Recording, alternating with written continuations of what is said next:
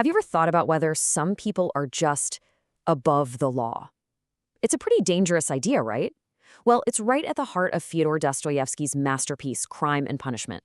So today, we're going to use this incredible 19th century novel as a lens to understand a debate that is very, very much alive right now. What is justice really for?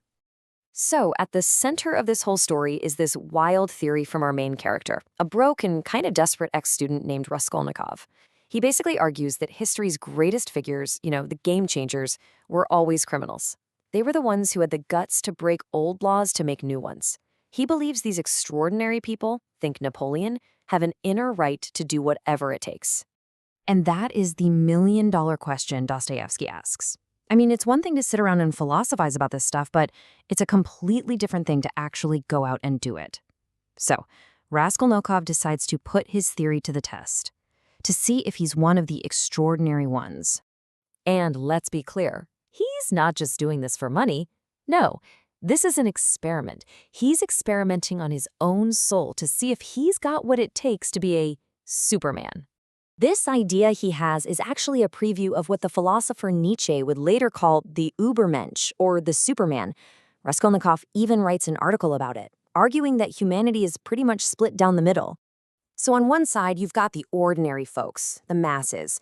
Their job is just to follow the rules and keep the world turning. But then you have the extraordinary few, the geniuses, the visionaries. And for them, he argues, normal rules don't apply. They can step over, well, anything, even blood, if their big idea requires it. So, to prove he's part of this elite club, Raskolnikov decides to murder an old, pretty nasty pawnbroker. He tells himself her death will actually be a good thing for society. But his real motive? It's way simpler and way more chilling. He just wants to see if he can do it, to see if he can kill someone and feel absolutely nothing. But well, this is where the theory just completely slams into reality and shatters. The police don't catch him. Not at first anyway. No, the real punishment comes from somewhere way more inescapable, his own mind. The weapon he uses, an axe, becomes this really powerful symbol. It's not just the murder weapon. It represents him violently cutting himself off from the rest of humanity. And that idea, that image, it haunts his every single waking moment.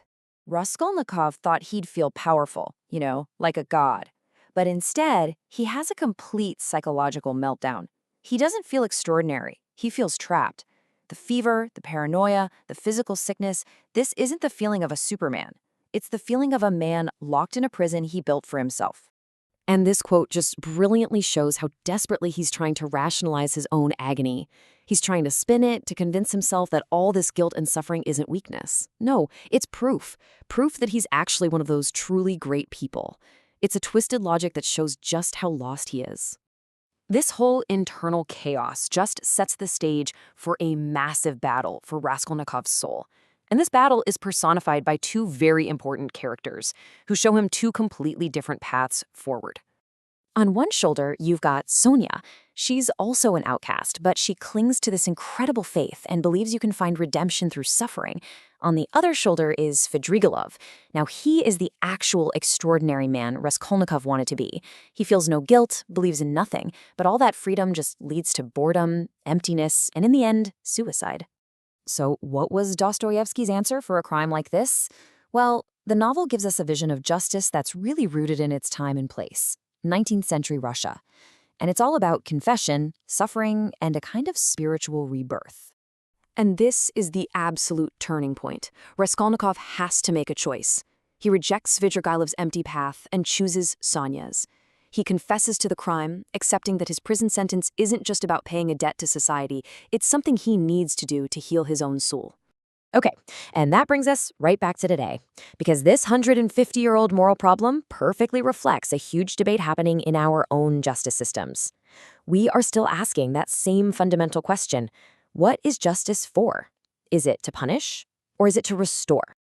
So punitive justice, that's the one we're probably all most familiar with. It's about retribution. It asks, how do we make the offender pay?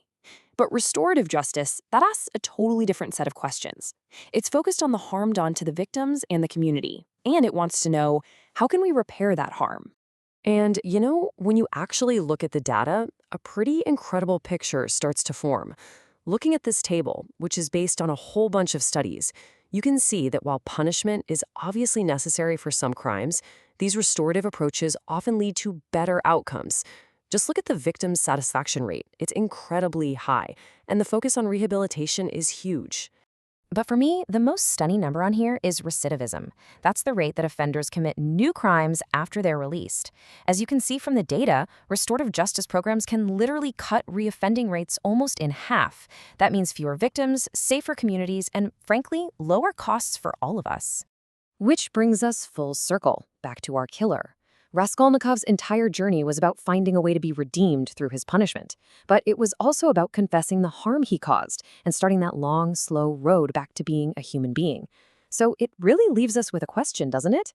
If a man like him existed today, what would real justice look like? Would it just be about punishing him? Or would it be about restoring the very humanity he tried so hard to prove he didn't need?